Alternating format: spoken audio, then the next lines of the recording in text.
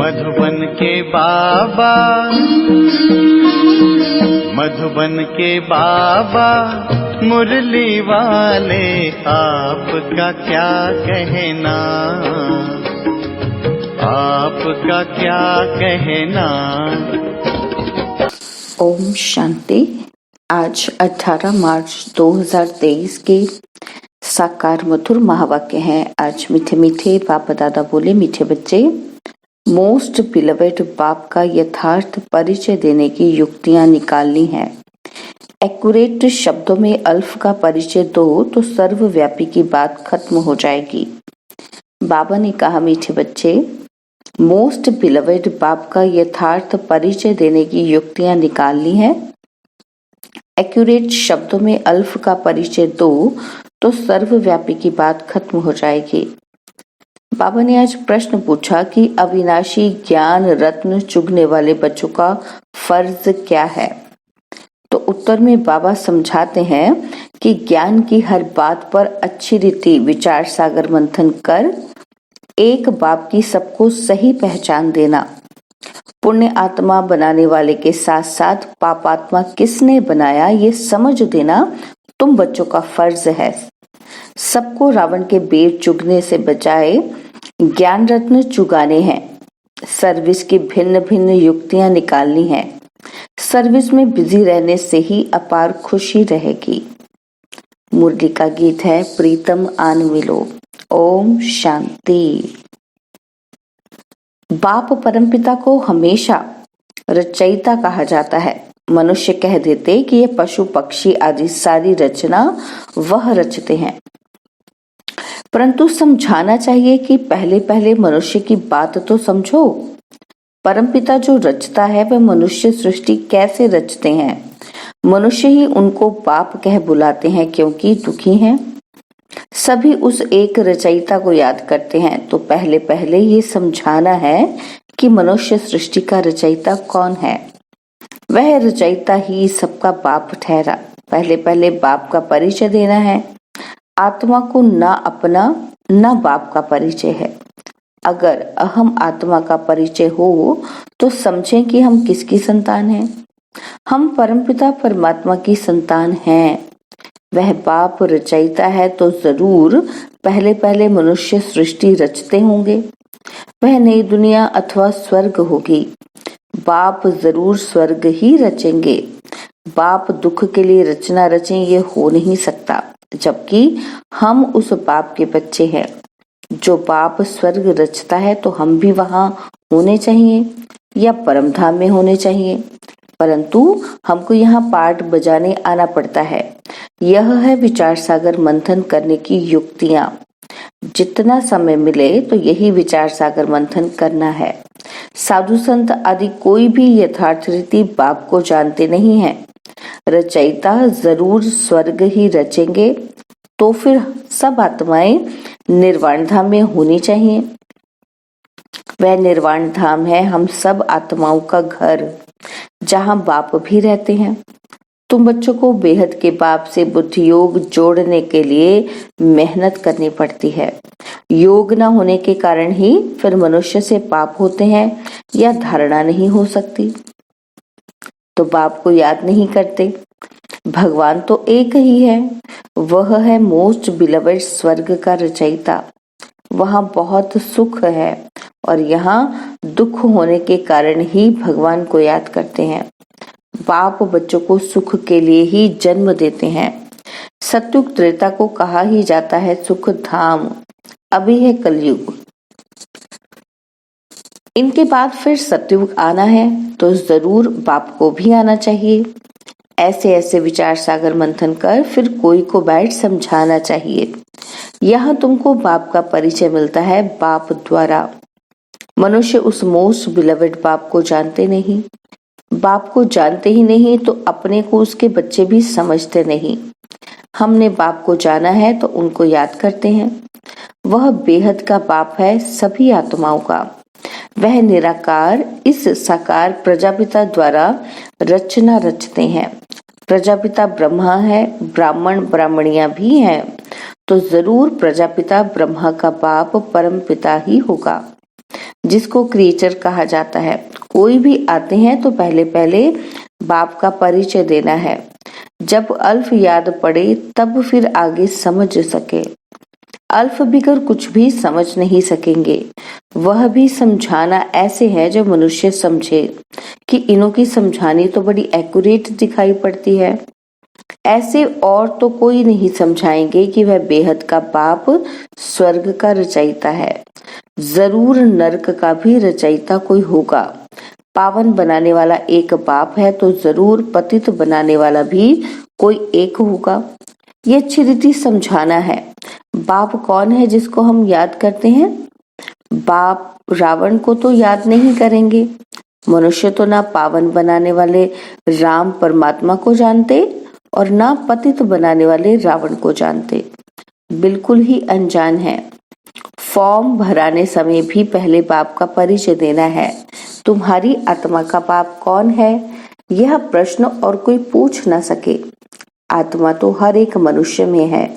जीवात्मा, पाप आत्मा, पुण्य आत्मा कहा जाता है ना। तो पुण्य आत्मा तो बाप ही बनाते हैं। फिर इनको पाप आत्मा कौन बनाते हैं? ये जरूर समझाना पड़े। बाप जो स्वर्ग का रचयिता है, जिसके हम सभी बच्चे हैं, उनको तुम जानते हो? वह तो जरूर पावन दुनिया ही रचते होंगे। अभी है पतित दुनिया, इसीलिए मनुष्य गाते भी हैं कि हे पतित पावन आओ। इतने सब पतित मनुष्य को पावन कौन बनाए? सर्वव्यापी है तो फिर ये बात नहीं उठती कि परमपिता परमात्मा आओ। सर्वव्यापी है फिर तो उसको याद करने की भी दरकार नहीं। अभी हम आपको बहुत अच्छी राय देते हैं। ब्रह्मा की राय तो मशहूर है ना। हम ब्रह्मा मुखवंशावली ब्राह्मण ब्राह्मणियां हैं। ब्रह्मा को भी राय देने वाला जरूर ऊंच होगा। ब्रह्मा वल्द परमपिता परमात्मा शिव, वह है आत्माओं का पिता और वह है प्रजापिता। तुम बच्चे सर्विस के लिए ऐसे ऐसे विचार सागर मंथन करेंगे तो तुमको बहुत खुशी रहेगी। कोई आए तो उनको ज्ञान रत्न देने हैं। बाप आकर अविनाशी ज्ञान रत्न चुगाते हैं, जिससे हम विश्व के मालिक बनते हैं। और फिर रावण आकर बेर चुगाते हैं। शिव का चित्र, देवताओं के चित्र सब पत्थर के ही हैं। पत्थर को पूजते पूजते पत्थर बुद्धि बन जाते हैं। शिव का भी पत्थर का चित्र है, तो जरूर कोई समय शिव बाबा चैतन्य में आकर पढ़ाते होंगे। प्रजापिता ब्रह्मा भी होगा, ब्रह्मा कुमारी सरस्वती भी होगी। अब प्रैक्टिकल में है। इनके लिए गायन है, सबकी मनोकामना पूरी करने वाली, अविनाशी ज्ञान रत्न दान करने वाली गॉडेज ऑफ नॉलेज। उन्होंने फिर सरस्वती को बैंजो दे दिया है। ये सब बातें बुद्धि में आनी चाहिए। जिसको भाषण करना है तो विचार सागर मंथन करना होता है। पहले भाषण लिख रिफाइन करना चाहिए। बड़े बड़े स्पीकर्स जो होते हैं वह बहुत खबरदारी से बोलते हैं, बिल्कुल एक्यूरेट सुनाते हैं। जरा भी हिचका तो आबरू चली जाएगी। पहले से ही पूरी प्रैक्टिस करते हैं। यहाँ भी इतना बुद्धि में रहना चाहिए जो किसी को बाप का परिचय दे सको। सर्विस करनी है। विकारी गुरुओं की जंजीरों में बहुत फंसे हुए हैं। वह कोई की सदगति तो कर नहीं सकते। पतित पावन निराकार भगवान को ही कहा जाता है। सर्वव्यापी के ज्ञान से तो कोई की सदगति हुई नहीं है। पतित पावन है एक शिव बाबा, उनको रुद्र भी कहा जाता है। रुद्र यज्ञ भी मशहूर है। इतना बड़ा यज्ञ और कोई रच ना सके। रुद्र ज्ञान यज्ञ कितने वर्ष चलता है? कितने वर्ष चलता है? ज्ञान सुनाते ही रहते हैं। ज्ञान जब रचते हैं तो उनमें शास्त्र भी रखते हैं।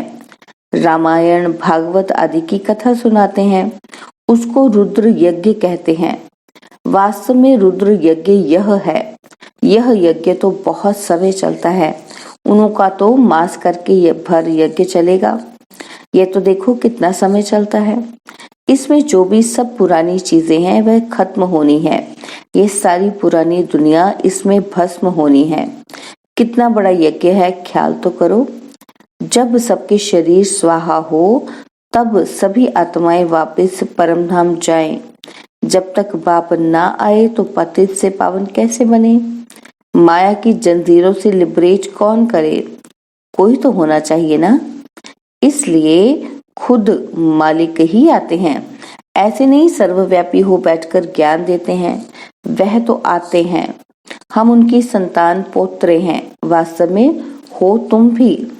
अब वह बाप आया हुआ है, अपना परिचय दे रहे हैं, स्वर्ग की स्थापना हो रही है। हम हैं राजयोग ऋषि और वह है हठ योग ऋषि। इस पर शायद एक कहानी भी सुनाते हैं कि फलाने ऋषि का वजन भारी है या राज ऋषि का वजन भारी है। वह है सब भक्ति मार्ग की बातें और यह है ज्ञान मार्ग। भक्ति और ज्ञान के तराजू की कुछ कथा है। एक तरफ है सब भक्ति के शास्त्र और दूसरी तरफ है एक ज्ञान की गीता, तो भारी एक गीता हो जाती है। गीता है राज ऋषियों की, हठ योगियों के तो बहुत शास्त्र हैं। एक तरफ वह सब डालो और दूसरी तरफ गीता डालो। वास्तव में वह भी कोई हमारी है नहीं, हमारी तो है ही ज्ञान की बात। गीता का भगवान आता ही है सदगति करने के लिए, तो बच्चों की बुद्धि में ये सब रहना चाहिए। फिर कोई समझे ना समझे, अपना फर्ज है हर एक को समझाना। मौत के समय सभी की आंखें खुलेंगी। इस ज्ञान यज्ञ से ही वह विनाश ज्वाला निकली है। अब तुम पांडवों का पति है। परमपिता परमात्मा कौन है? पति परमपिता परमात्मा। पतितों को पावन बनाने वाला है ही एक परमात्मा, ना कि श्री कृष्ण। वह तो प्रिंस है, उनको कोई गॉडफादर नहीं कहेंगे। फादर तब कहा जाता है जब बच्चे पैदा करते हैं। श्री कृष्ण तो खुद ही बच्चा है, तो उसको फादर कैसे कहा जाए? लॉ नहीं कहता। श्री कृष्ण के साथ फिर जोड़ी चाहिए, उनके बच्चे चाहिए, तब फादर कहा जाए। वह तो फिर गृहस्थी हो गया। यहाँ तो निराकार बाप बैठ ज्ञान देते हैं, वह कभी गृहस्थ में आते नहीं, सदा पवित्र हैं। श्री कृष्ण तो माता के गर्भ से जन्म लेते हैं, तो उनको पतित पावन कैसे कहेंगे? अभी तुम बच्चे जानते हो परमपिता परमात्मा को प्रजापिता ब्रह्मा के तन में ही आना है। प्रजापिता तो जरूर यहाँ ही होना चाहिए ना, इसलिए उनका नाम ब्रह्मा रख देते हैं। और मैं इस साधारण तन में प्रवेश करता हूँ। यह 84 जन्म भोग अभी अंतिम जन्म में है और वानप्रस्थ अवस्था में पूरा अनुभवी रथ है। अर्जुन के लिए भी कहते हैं ना कि बहुत गुरु किए थे, शास्त्र आदि पढ़े थे, तो समझाना भी ऐसे चाहिए। प्रजापिता ब्रह्मा का नाम कभी सुना है? ब्रह्मा है तो जरूर पहले ब्राह्मण चाहिए। वर्ण भी मुख्य हैं और चक्र में भी वर्ण दिखाते हैं। ब्राह्मण कुल है सबसे छोटा, उनके ज्ञान लेने का समय भी थोड़ा है। कितने थोड़े ब्राह्मण हैं, फिर उनसे जास्ती देवताएं और उनसे जास्ती क्षत्रिय, उनसे जास्ती वैश्य शूद्र। तो तुम ब्राह्मण कितने थोड़े हो। इन थोड़ों में भी वह बहुत थोड़े हैं जिनको सदैव खुशी का पारा चढ़ा रहता है। बाप ने समझाया है कि खुशी का पारा चढ़ेगा अमृत वेले। दिन को और रात को वायुमंडल बहुत गंदा रहता है, उस समय याद मुश्किल रहती है। अमृत वेले का समय गाया हुआ है, उसी समय सभी आत्माएं थक कर शरीर से डिटैच होकर सो जाती हैं। वह है शुभ मुहूर्त। यूं तो बाप की याद चलते फिरते दिल में रहनी चाहिए, बाकी हट से एक जगह बैठ याद करेंगे तो ठहरेगी नहीं। ऋषि मुनि भक्त लोग भी अमृत वेले उठ कीर्तन आदि करते हैं, क्योंकि उस समय शुद्ध वायुमंडल रहता है। तो कोई भी आए उनको समझाना है कि हम पढ़ रहे हैं, इसमें कोई अंधश्रद्धा की तो बात ही नहीं।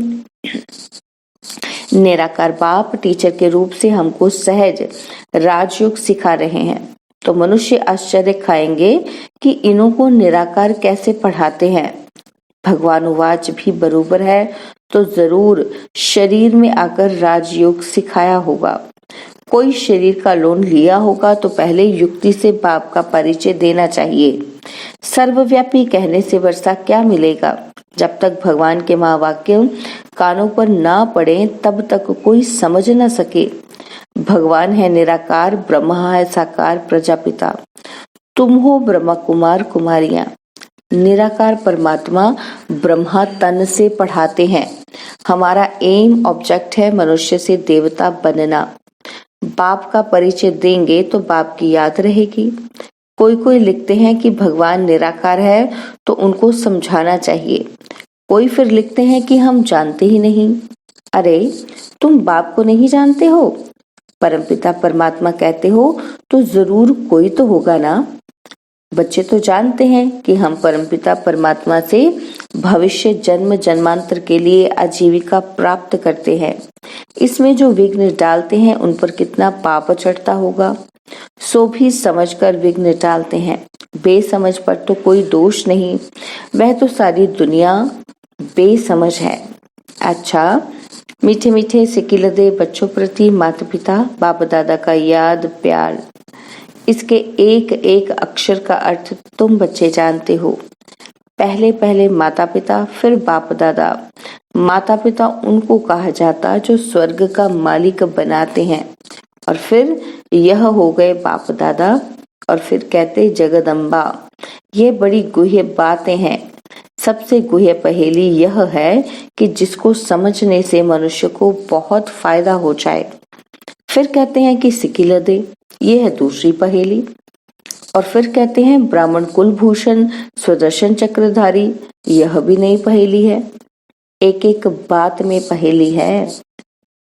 अच्छा, स्वदर्शन चक्रधारी नूरे रत्नों प्रति याद प्यार और गुड मॉर्निंग। रूहानी बाप की रूहानी बच्चों को नमस्ते। हम रूहानी बच्चों के रूहानी बाप दादाजी को दिलवा जान सिखवा प्रेम से नमस्ते। ओम शांति। प्यारे बाबा, मीठे बाबा, मेरे बाबा, शुक्रिया बाबा, शुक्रिया बाबा, शुक्रिया बाबा। धारणा के लिए मुख्य सार है, पहला पॉइंट है, अमृत वेले के शुभ मुहूर्त में बाप को बहुत प्यार से याद कर खुशी का पारा चढ़ाना है। चलते फिरते भी याद का अभ्यास करना है। और सेकंड पॉइंट है, पाप कर्मों से बचने व ज्ञान की अच्छी धारणा करने के लिए एक बाप से बुद्धि योग जोड़ने की मेहनत करनी है। बाबा ने आज वरदान दिया कि बिंदु रूप में स्थित रह सार युक्त योग युक्त युक्ति युक्त स्वरूप का अनुभव करने वाले सदा समर्थ भव। बिंदु रूप में स्थित रह सार युक्त योग युक्त युक्ति युक्त स्वरूप का अनुभव करने वाले सदा समर्थ भव। क्वेश्चन मार्क के टेढ़े रास्ते पर जाने के बजाय हर बात में बिंदी लगाओ। बिंदु रूप में स्थित हो जाओ तो सारयुक्त योग युक्त युक्ति युक्त स्वरूप का अनुभव करेंगे।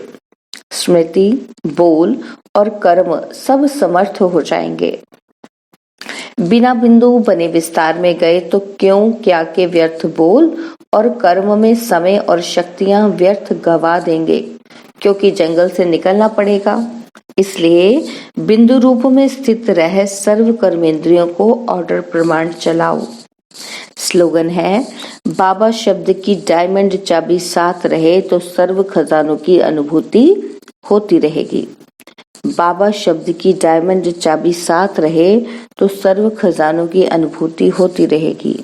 ओम शांति। और अब यह एक बहुत अच्छी वीडियो भी जरूर देखें।